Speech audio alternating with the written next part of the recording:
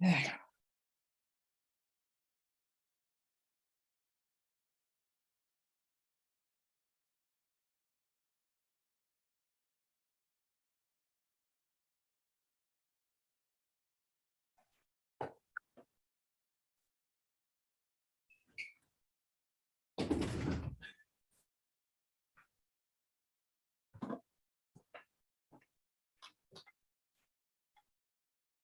you.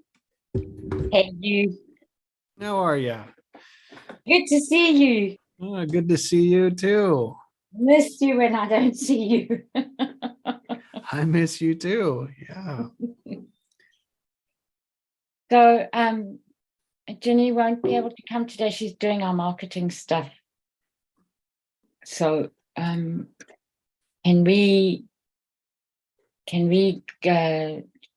do partly manual? But there's also stuff I thought that just started noodling around in my head before I realized that it was almost 12 o'clock. So can I start off with that? Please do. And it will relate.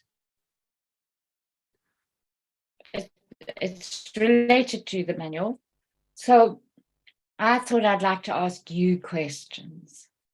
And the first question that came to mind for me was,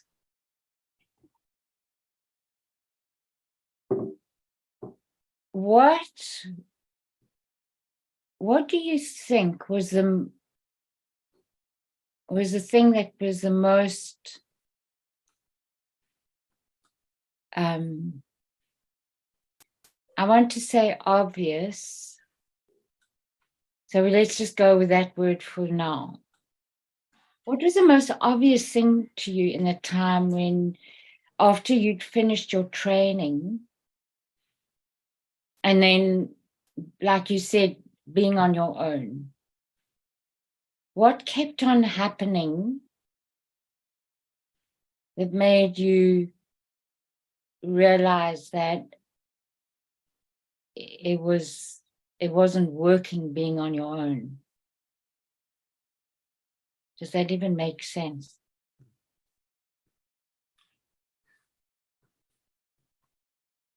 Mm-hmm. Okay.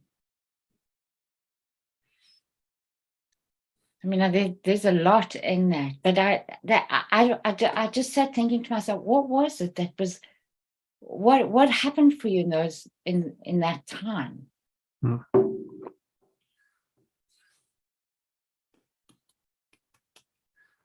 So I'll speak to the time that I just to make sure that I've got the timing accurate in the sense would be between a couple of things. Is one, it's like COVID hits, price of oil goes negative. I'm not sure what business is going to do. I'm not sure how customers are going to respond. I'm not sure what's going to happen. That triggers, like, for me, what it triggered was the reality that the oil industry is dead. Yeah. God. So it's like, okay, that's April. Really, like, it started March of 2020 is when that like started to hit me. Yeah. April for sure. July rolls around, I get involved in Magnetic Mind, my first recode, July.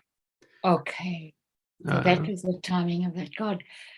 Yeah, sure. Those 4 months, I couldn't sleep. It was like Yeah. it was the same worry, right? Running around and around and around. First time, it like no idea what to do. Yes. Yes. So boom, that goes through, right? And 1 year happens there. And so so immediately after that, immediately after my first recode, I was able to sleep again. That's right. I remember you saying that. Able to sleep. About 30 days later, I noticed I stopped biting my fingernails, which was a lifelong habit. And for 3 months after that, which was just October 1st, right before my birthday, it was I experienced what I would call love. Like love as a child to come in, and the feeling of it to permeate all the experiences was the experience that I had. And so that Well, sorry, Jess, can Mhm. I interrupt? That was through the timeline that you did then with Mona. Mhm. Well, no, not really, not yet. So that was Okay. a deeper level. What it was, that was the beginning. That was the 6-year-old and the current self saying, "Oh, look, I have blocked that my whole life." Okay. Okay. And so what it was for me was the experience of allowing that emotion to permeate and introduce itself to all my past experiences Wow. from age 6 on. And so with Mona, which was a year later, went to the beginning of time. So it went from that point to the beginning of time, Okay. Yeah. Yeah. Because a little bit later. that's what it does. Yeah. And so what I would say is like that was the result of 3 months of working a life I loved. Yeah. Even though I was working all 4 cores, what happened is that one came first, and then the other ones, the next 3, showed up in the next to complete that year for me. Well. Like at different versions, different levels of them. And then the next year was really the next year around that was like, you know what? I might be a powerful creator. Hmm. That was the next year, sitting in that tension for the next year. And then the last year, this from July to now, is I am a powerful creator. Mm. Mm. So in between that, you asked, and so somewhere around July of last year, when I was like, oh, I am a powerful creator, I had been doing everything that the magnetic mind had taught. I'd gone through, I had exhausted everything that was there on my own. Mm. Mm. And it wasn't working. It wasn't getting you to the experience of being the powerful creator and having the feedback from your environment because of what you actually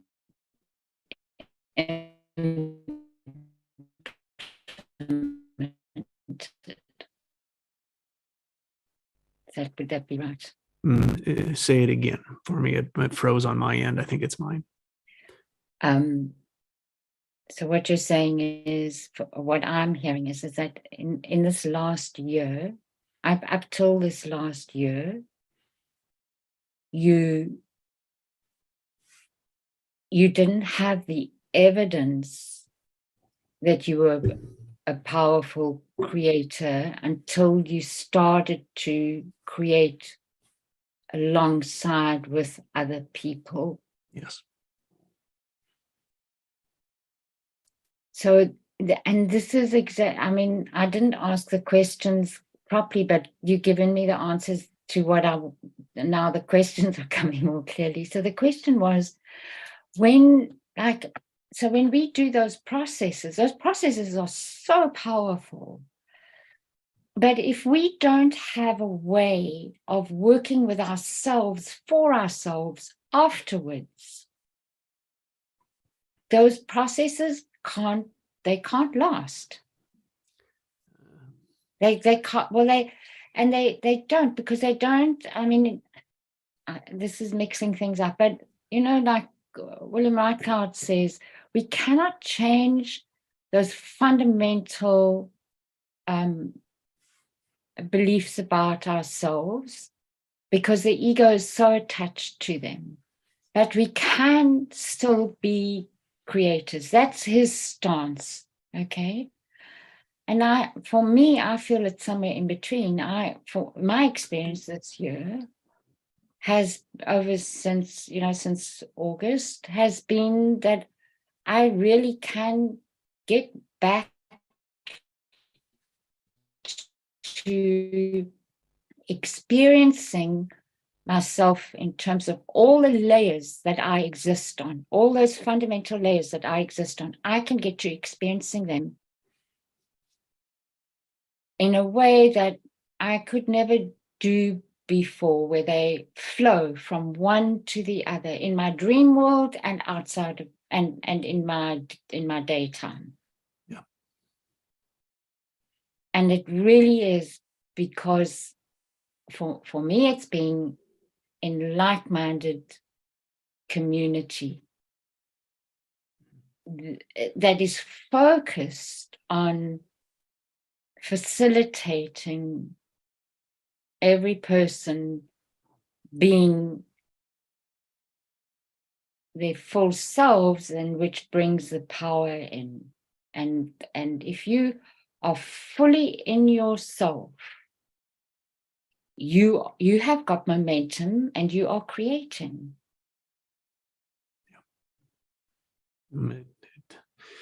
So what like in that feedback to it is realizing that the patterns in which we were living through, experiencing life through, we needed to replace them with something different. Yes. And when we work with others, we can see, we can sense what is resisting that. And it's so much quicker to move through that ego mind than when we're doing it in silence ourselves. I think it's more than much quicker. I don't think you can ever get to it if you're on your own. I agree with that too. I wouldn't have seen it until I engaged with someone else. So someone that's stuck in their own aloneness won't see it until they engage this way with others. Yeah. Yeah. I think it is a fundamental law. Yeah, I do too, because I think our nervous systems are primed for connection. Yeah. Right. And I mean, that's, that couples therapy training that I got to do when I came here, which I was so grateful for, because with the neuropsych research that she could do at the university, it's a method that is the most researched out of all couples therapy models. And that is that we are primed equally for safety as well as connection, and people don't recognize that, right? They don't realize that. Yeah. I mean, I had to really I had to emphasize that to somebody from our community the other day, and I could see that they were like, it wasn't quite landing, and I had to go over and over and over again, and it's still, I can see it's still percolating. Yeah. That there's something to fix is so deep and takes so many different layers. It is that, I mean, the best words are giving our power away. And even the morning routines are giving our power away. In some ways, yes, exactly. That's what I agree with you about. And for me, what happens then with those, with the NLP techniques, is that you give your power away to the technique and the person that's doing the technique. That's exactly it. That is the relationships that are not equal. That's, yeah. And yet with NLP, the intention was that it was equal, or the intention was that you don't look at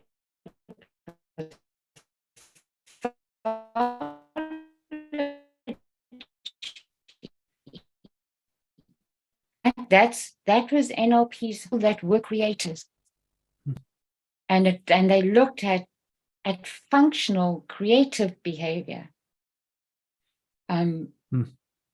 So the intent was there, but okay, so Jess, I've spoken so often about, and don't get me wrong, I don't feel like I've got it all the time, not at all. But that thing about that there are lots of layers, and it's that I go back to that wonderful phrase about the detail in the detail. Yeah. And you can't just stay there all the time, of course not. But you circle back. Yeah. That's the thing that's important. You keep on circling back. Yeah.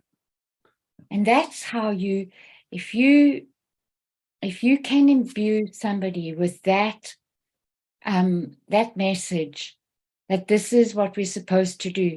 We're supposed to look for safety and connection at the same time. It's not one or the other. It's never one or the other with anything. No, that is the key to the treasure chest. It Yes. is and, it is both. It is not or but, or although, or this, or no. It is yes and. Okay, so then the title of the book can be Happy But ... and. Wonderful. I love it. Okay. I don't know where this is going to come in, but I just felt like it was important. Sure.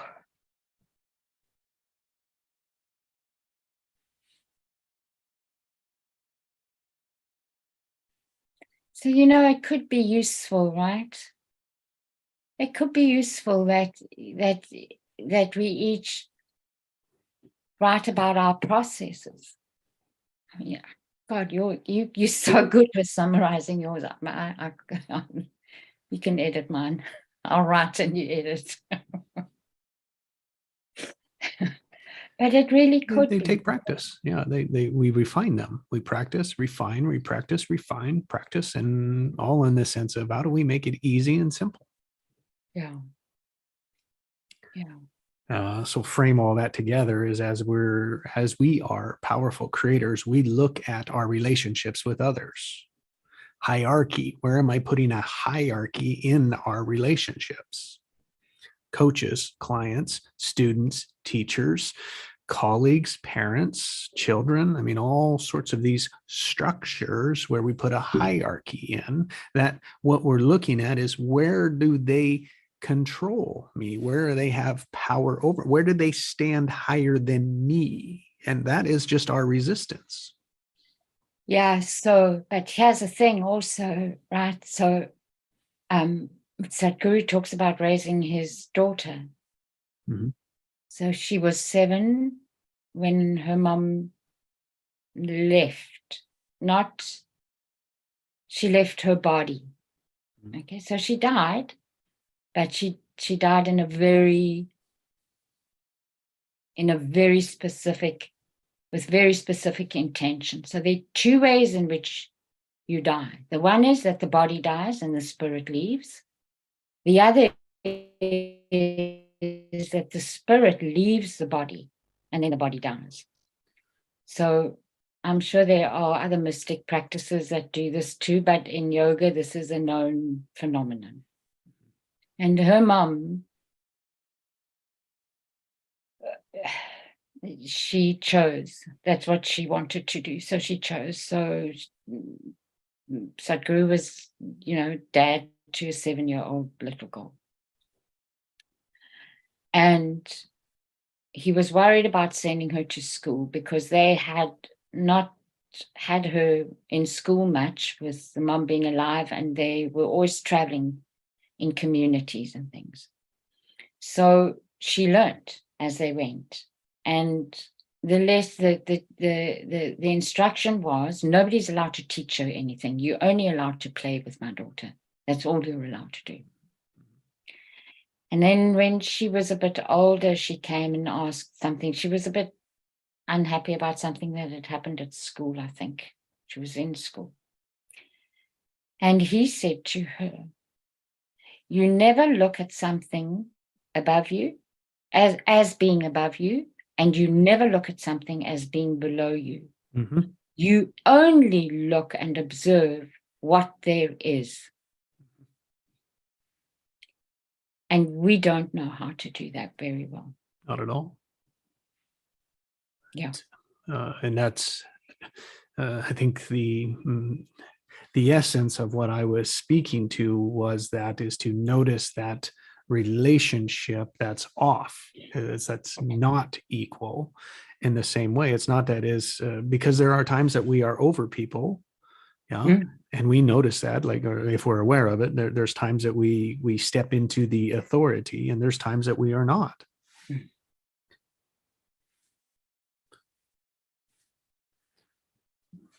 the best that I work with is that when we can, my best speaking is to notice when we're either or. Mm, mm, mm. And then what do you do? Like, what do you like? So you notice, so you've got the awareness, you notice that you've got the observation. Then what do you focus on to dispel that? Or is it focus or Yeah, it's yeah, curiosity. It's like, why is that? I accept that it's a pattern. I accept it's a belief somewhere. It's something that's just hardwired there. It's like, wow, how interesting. Where did that come from? Why is it there? What do I have to do to release it?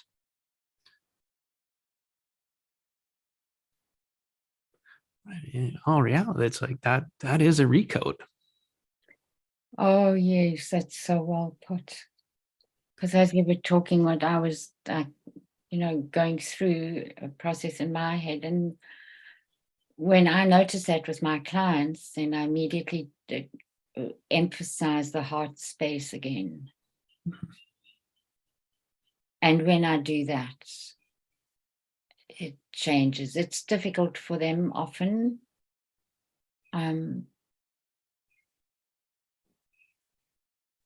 I think probably what happens more often than not is that if it's important enough at that specific point, then I'll do a bit of self-disclosure. And it can be as simple as saying, believe me, I've been in that position before. Or I'll say, I still have to do exactly what I'm describing to you. Mm-hmm. Because we're always moving in different developmental phases in our lives. Situations are changing, and we're always having to readjust. And that's evidence of a creative life. You flow down the river of life, you're going to still hit rapids. Even after you've went through those before, you're going to have new rapids. Yeah. Yeah. It's how you approach them. Yeah. And it's as if we let go of one set of rapids. Yeah. Then it opens up the door for the other set, for a new set. And it's like, oh, now I can examine those that were hidden behind the first set. I'm still working that. I haven't got to the end of it, and I don't know if I ever will. Exactly. Yeah, I mean,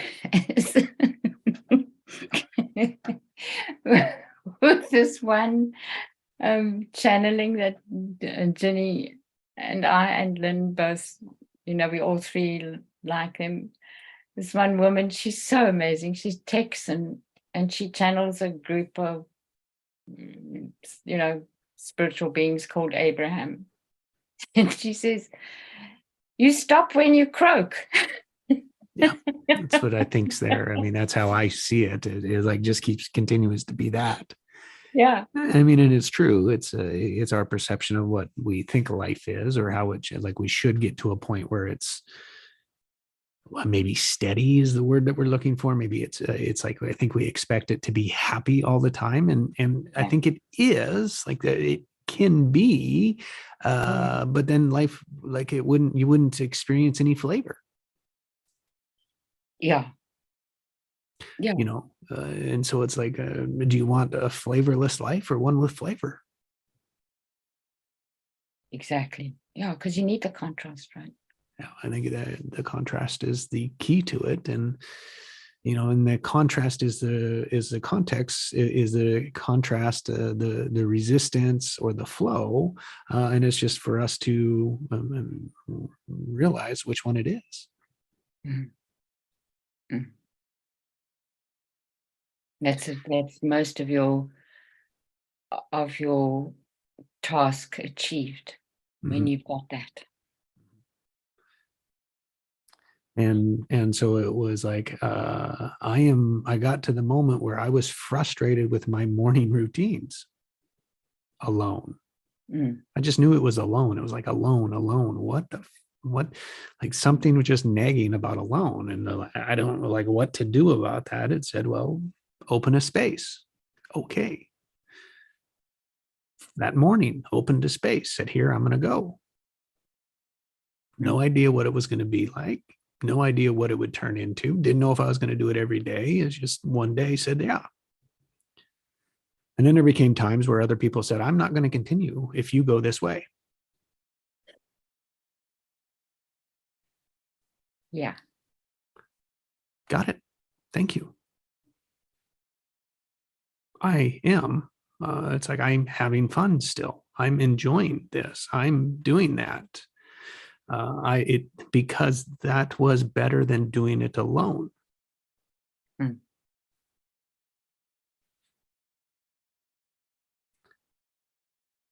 So it was like, oh, so what it came back to, every moment comes back to what it first was created for. So that's my criteria. That's my standard. It's like, oh, I was alone, like doing, and it's like every time that it show up and I'm there alone, yeah, it's like I go back to, it's okay, I'm alone again. That's just the same as where I was.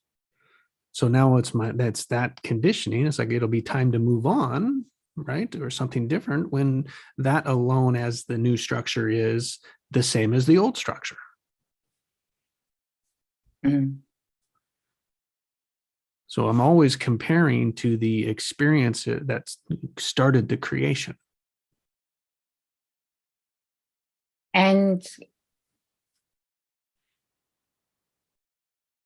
there's beauty in that. There's no doubt about that for me, and it's solid, and it's honorable. Those are my qualities that I would attribute to that.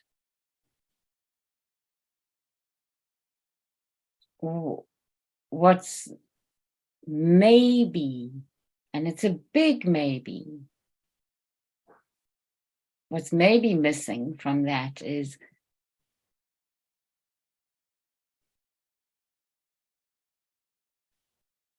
so when others said that they were going to leave because the way in which it was happening wasn't what they wanted anymore.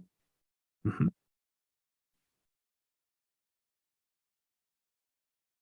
Was there enough questioning about what it is that they wanted, whether that could be an alternative? That's the word I would use.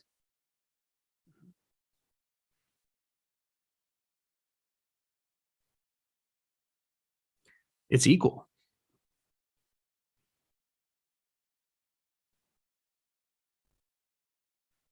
Like my response to it is as equal as I can make it.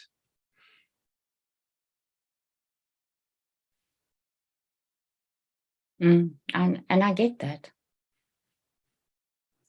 And there is, yeah, I do get that. And what I continue to love is the choice. It's like, it's the choice. Yeah. Because there's the choice to make it more of what people want. And there's no judgment in this. There's nothing in it. No. It's like, it's to the point that it is. And it's like, I had to let go of that. You had to let go of what? I had to let go. I had to let people go. Yeah. I had to let people make their choice as long as I could make my choice. And the key to it is that I find is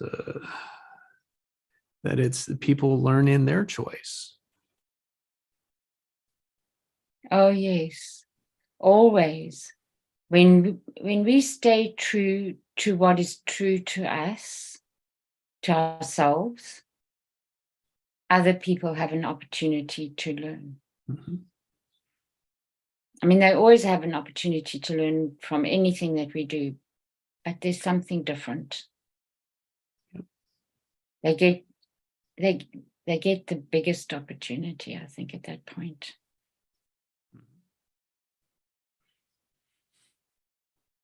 And it's like we're talking specifically about the morning hours. I don't know what they're going to be. Mm. Well, still don't. Well, I mean, I got an idea. It's building an asset before it's worthy, before it's worth anything. It's building the asset before it's worth, because someone's going to say, "How the hell did you do that?" And there's 203 days of it right now. Mm. Mm. That's 50 years. That's 50 years of 1 hour session once a week. Yeah. I know. I mean, I go back to this so often, and I hope you have heard me say this too. I mean, for me, that was the key in terms of my being able to experience all of myself.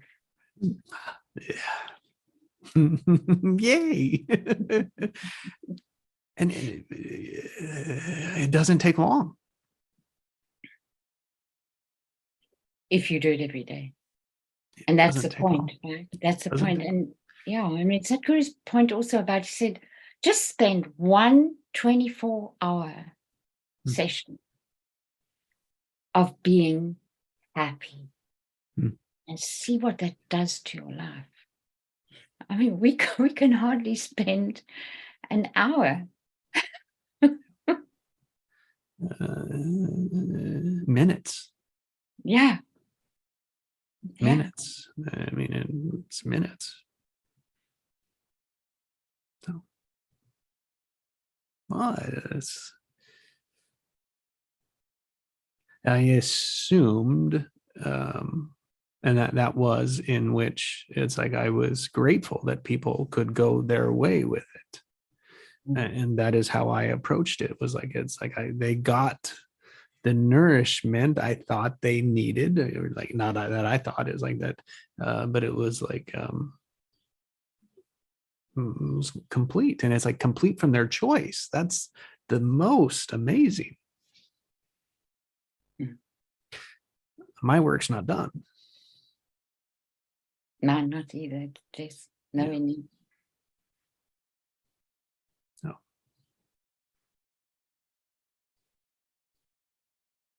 It's interesting, that thing about attachments, though. It's so interesting, like the dilemmas that can come. Oh,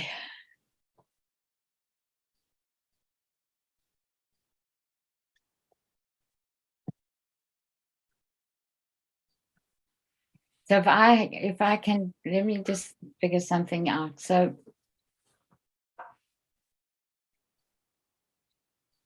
I will sometimes have a dilemma about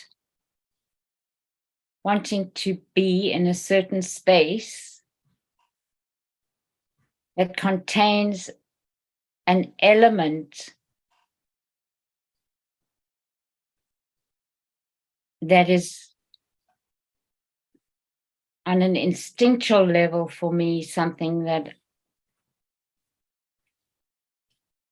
I must not be around. So then the dilemma is, so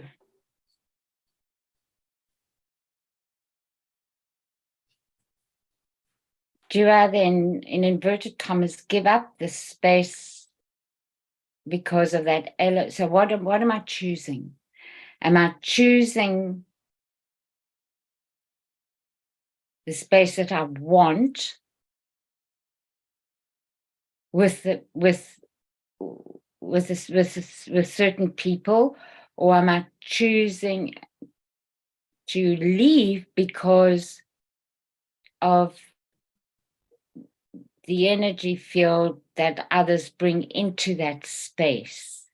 And they're both like really equally strong. So then what I had to land with for myself is that at that specific time, when I make the decision, then the decision is, okay, so right now, the part that feels like danger to me is more than what my system can manage. And I have to trust that the connection that I get from the people that I feel safely, but also creatively connected to, I have to trust that will come with me somehow and carry me forward. So in other words, it goes back to trusting myself. And I'm thinking, what's interesting for me about that is just that we spoke about how safety and connection are of equal importance. One's not more important than the other. And we think that safety is something in and of itself, but it's not. We actually gain safety through connection. Mm-hmm. One like a technique I've learned in that is to notice my tendency.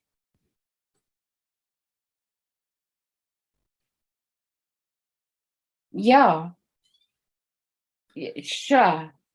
Because my tendency, what I would do in the past, is that helps me distinguish. Is it the identity? Is it the old version?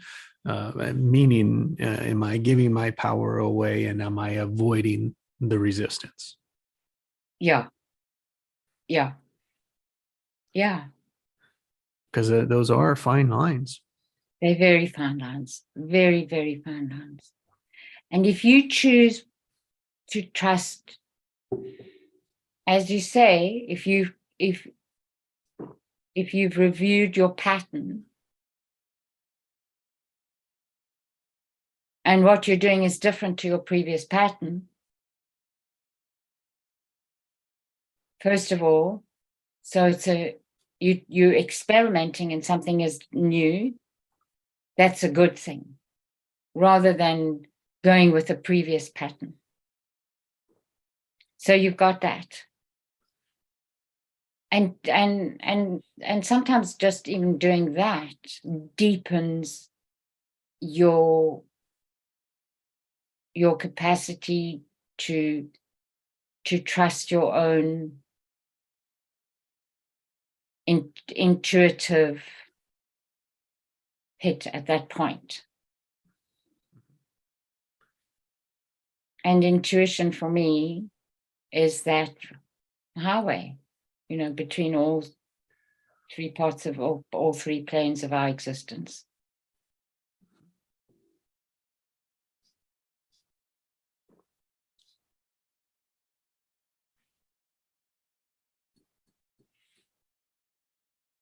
That was for me, that was a big learning point. It was really big. It was one of the hardest things I can remember doing.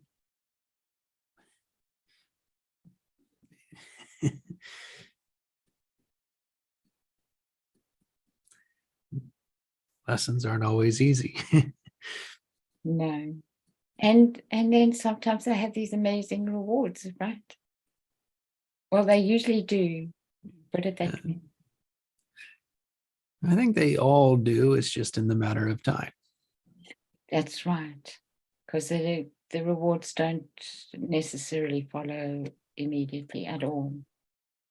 And we forget that we're living out. We have to see our old creations through. Yes, that's right. As we change. Yeah, exactly. Very well put. Exactly. Very well put. That's that's something I've had to come to terms with as well in my life course of where I am now. We all think that, if I change something like that, my life changes like that. And it's like, you forgot that you've been creating it all a certain way that has a momentum. That's right. That has to play out. And then you hit the dilemma of like, and I don't want to be in this, but your values are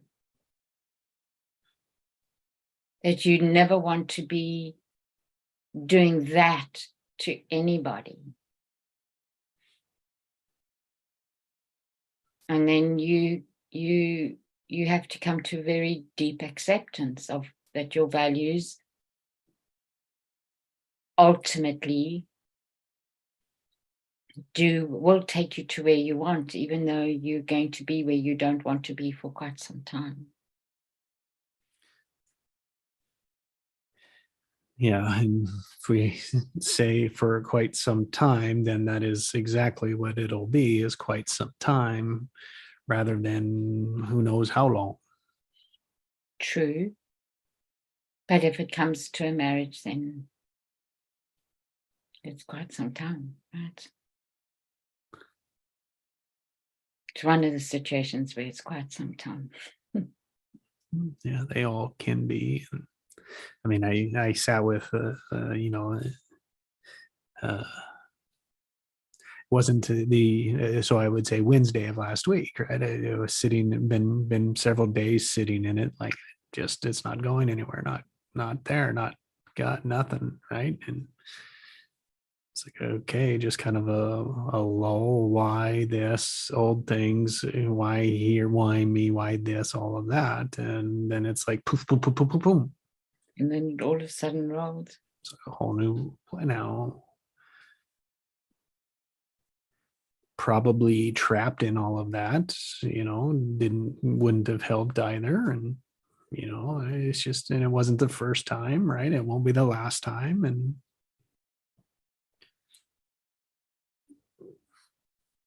I am, it's just not me in the middle of it.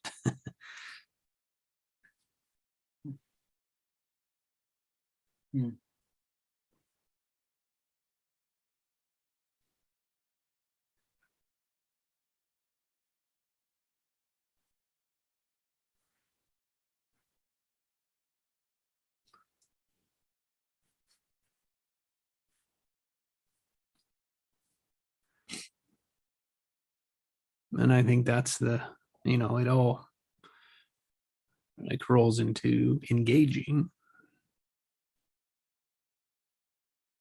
And choosing what you're engaging with. Yep. Right? And from what level you're engaging from. Mm-hmm. Sometimes you need to engage from the ego. Other times most of the time it's really important to engage from all of you. But sometimes it's important to engage from the ego. You do it with great awareness. If you can do it with great awareness and be really focused and lasered with it, it's really good. It can be a really good thing. It begins to trust taking the back seat. Yes. Which is rather than driving. Yeah. Yeah. Fine being a passenger, fine being in the back seat, kicking back. And it's like, oh, no, here, it's time you need to be aware of this. Oh, wonderful. Yeah. Yeah. That's the beauty of it. Yeah. Because you're sitting in the back seat, but you're not passive. No. Right? Yeah. And that hence your term engagement, that you remain engaged. Mm-hmm. That it's where you're placing your engagement. Are you placing your engagement in listening? Are you placing it in feminine action? Are you placing it in masculine action? So that's quite good, actually. There's 3 levels, right? What else could you engage in if you had to talk in the abstract like that? The heart, which would be listening.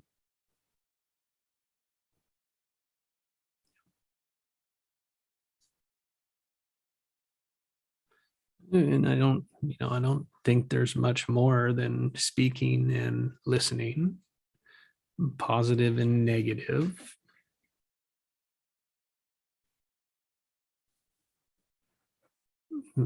It's like there's not much else to it in the abstract.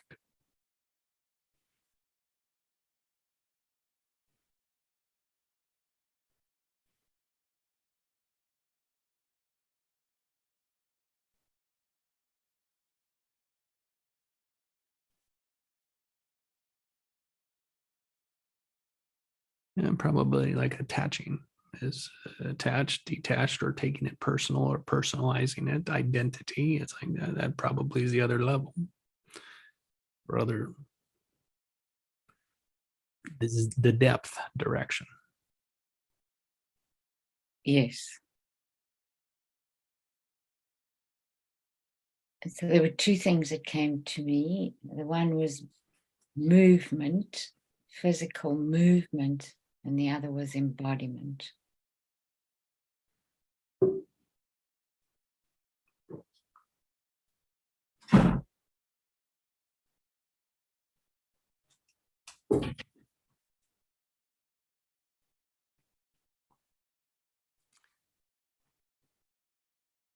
And I think that's because there's so much that happens with the nervous system with movement, as opposed to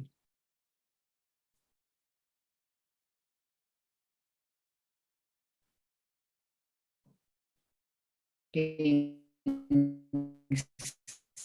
still. There are different ways in which you can be still.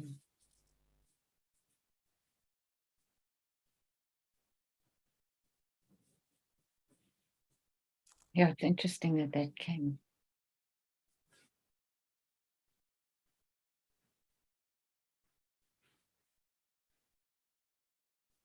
I think movement requires the engagement.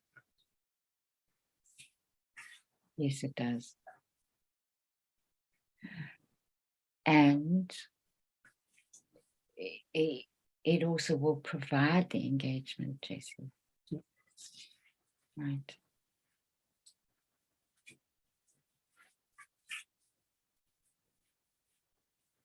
I mean, I certainly found that with times when that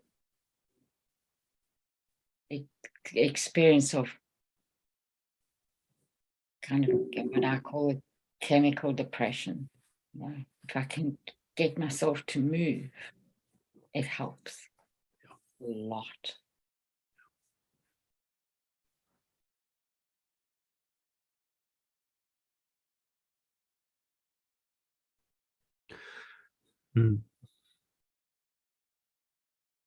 So to wrap around your answer, was I was frustrated, uncertain why. And it was frustrated with velocity, frustrated with creating that way, and it was like, and it was like frustrated with my practice of as the practice of lenses that we know it as, frustrated with for me was alone. And then I had an alone experience that helped explain it. Oh, that's interesting.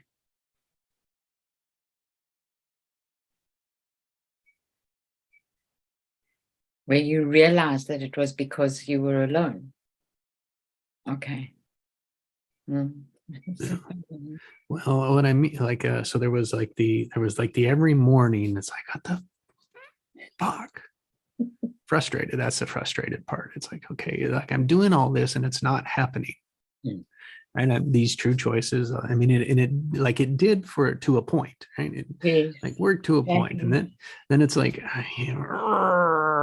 right? It's like, okay, frustrated, so let's do this. And so when I did that, and then it was I think it was, I don't know how many days later, it was some version of it that I had the experience of alone, meaning the vision. I had a vision of being alone. I had the experienced it, and it, like there was a metaphor, if you will. There was a vision. There was an experience sitting in that morning call with everyone, that it was one of those connecting the dots of what it really meant to be alone and why I'm doing what I'm doing. And it was me going as fast as I could, as high as I could in the sky. I couldn't see Earth, and it was like, and then it was a complete stop.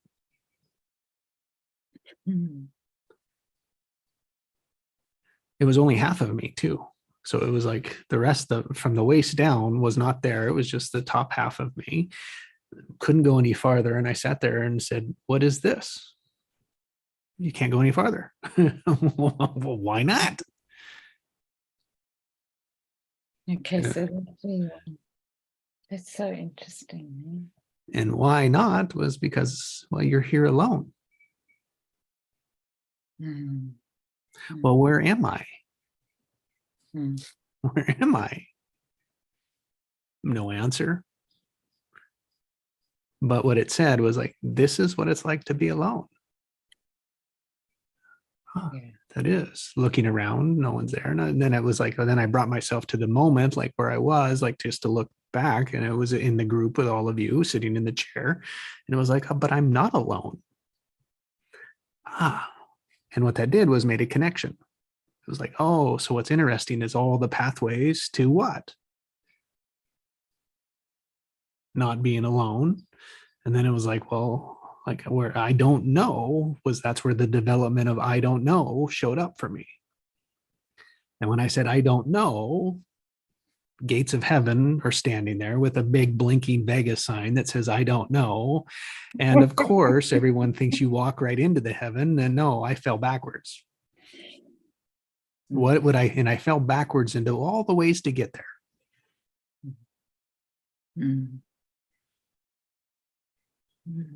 The metaphor for me says, well, we help each other get there. Yeah. Yeah. That's exactly what we do. Because you can't go through it alone. No. No. So that's either the small point or the giant point that we're all getting to. Yeah. And then, I mean, when you think about it too, so funny. Like I was talking to Kalis.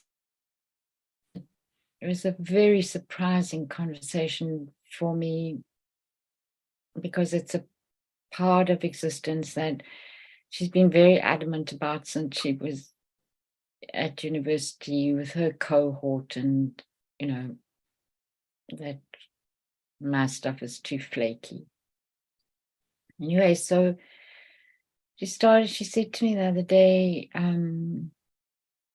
that she's interested in this, in cellular memory and ancestry and things like that. And then I said to her, yes. And I said, you know, honey, you remember how interested you were in astrology, and it's very similar. And she kind of resisted it at first, and then I just started talking about the electromagnetic field and gave her a little bit of my understanding, or the little bit of understanding that I have.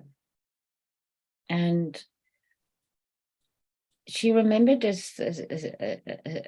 set of dreams that she had had. And at that time, I had found somebody who I had gone to a lot of trouble to vet in a way that works with Akashic record vibrations. And this woman told me about a past life that I had with Kalis. And I didn't share it with Kalis at the time. And it was a long process, because the rituals that you do on your own, you know, after. So you have the initial interview, then she does the work, and then she gives you feedback, and you keep on doing the rituals. And so it's over a period almost of a month. And it was in that the last week of it, Kaylis was away with friends, and she called, and I thought, oh, what's happened? And she'd just woken up from an awful nightmare. It was early in the morning. And she started telling me about the nightmare. It was so related to our past life. And at the time I said to her, I know you struggle with what I do, but you also, there's some resonance with you in this concept of past lives. And she said, yes. I said, okay, so don't worry about it. It's all cleared. You don't have to worry about it. It's just stuff that's been revealed to you of what you have gone through before. So this week, or the weekend, on Friday, I start thinking about these dreams again. Saturday morning, I get the call from her. You know, she's interested in cellular memory and ancestry and all of that. And then you start talking about the astrology, and then she brings it up. She said, remember those dreams? And I said, yes, I was thinking about them last night.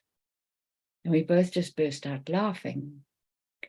And then I said to her, okay, so for me, the important thing about all of this is, can you see that there has to be connection that we are not aware of on a daily basis? But it is impossible for there not to be. That for me, like that is the most important thing that any parent can facilitate for a child in our world, in our society. I think if you can do that for your kid, you've done more than enough in a way, you know. And I said to her then, so if there's all that connection, we can never be alone. We can feel lonely, but we never are, in fact, ever alone. And it's that bridge, you know, to be able to take our souls from one place to another. That's another way. And it's difficult because people have got a lot of different languages around it. And again, there are all those different layers. And then I think a lot of the difficulty comes with when we personify things. Because when we personify them, we create separation, which is, well, it's not that we create, we do create it. I don't know. It's different. It's tricky, put it that way. You know, for me, if you talk about God and the relationship between you and God, that's a personification. And I don't think it is inclusive enough. I don't know. For some people it can be, I guess. Yeah. So that experience of yours of being in the group, you know, and then seeing that you couldn't go any further. I mean, that was Sadhguru's realization, right? In his past life, that he had all the cities that he needed to do what he wanted to do, because he felt it was really important for humanity to have what he wanted to do, but he couldn't do it alone. Yep. And those moments become like pillars, you know, they become guideposts. Yeah. And it's like, and it's like, oh, there's that. Wow. I wonder why I'm remembering that. And then for me, that's like, oh, well, that's truth for me. So I can sit in that, and like something of importance is in that. Yes. There's more and more of them that are quite significant. So what's beautiful is they're our own metaphor.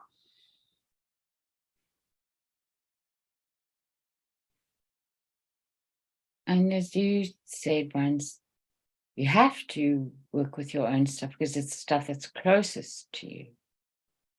And that's always going to provide the most stable structure. Mhm. Right? Which is why the power needs to be within. Can't be attributed to without. And it can't look like anyone else's. It may, but usually not. It'll be similar, but it's unique, specifically unique. Yeah.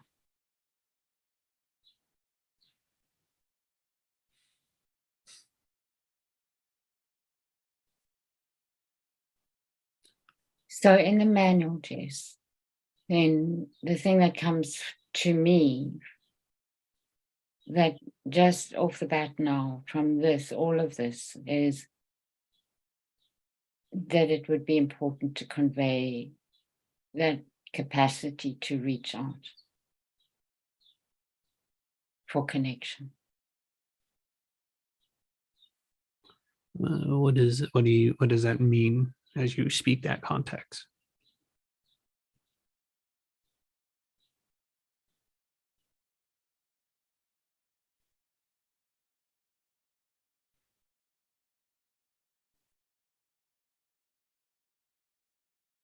So in the writing,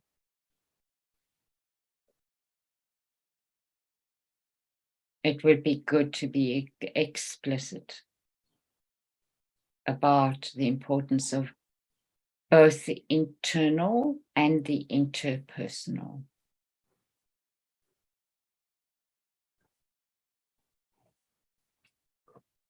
Is there a concept that's already in there, a structure that's there, or a structure that's not there? I don't know. Okay. I'm going to look at it again.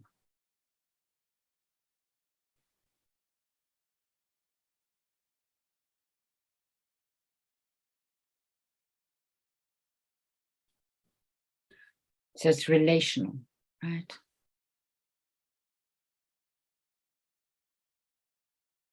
That notion of relational, or the concept of relational.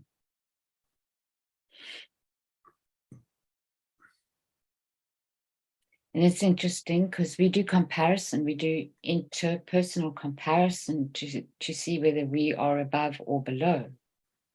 But we don't do comparison instinctively to see what we connect to. We can what to? Then what we connect to.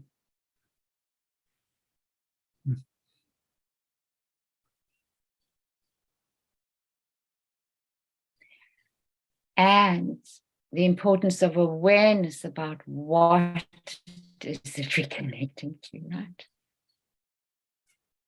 Yep. Whether what we connect to is going to make us grow, facilitate our growth,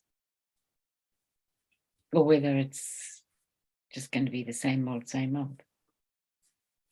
Yeah. Because that happens a lot. It's safe, Yeah. familiar.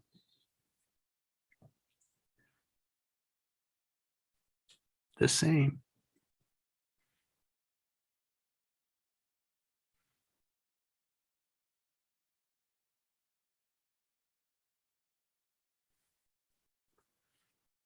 Mhm.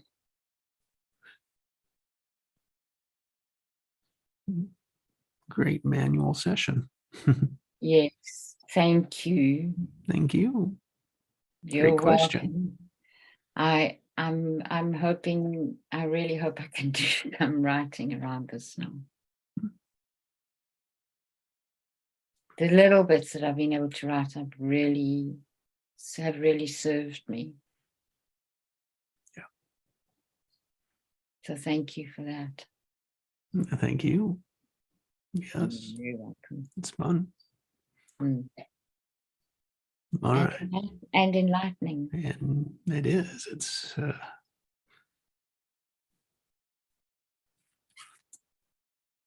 amplifies, Mm. amplifies and simplifies. Mm. Mm. Put it out there. That's a really good combination. Yeah, put it out there, mix it up, put it out there, mix it up, put it out there, mix it up. And it gets easier, simpler, clearer the more times we do it. Yes, exactly. So that it's an easy yes. Yeah.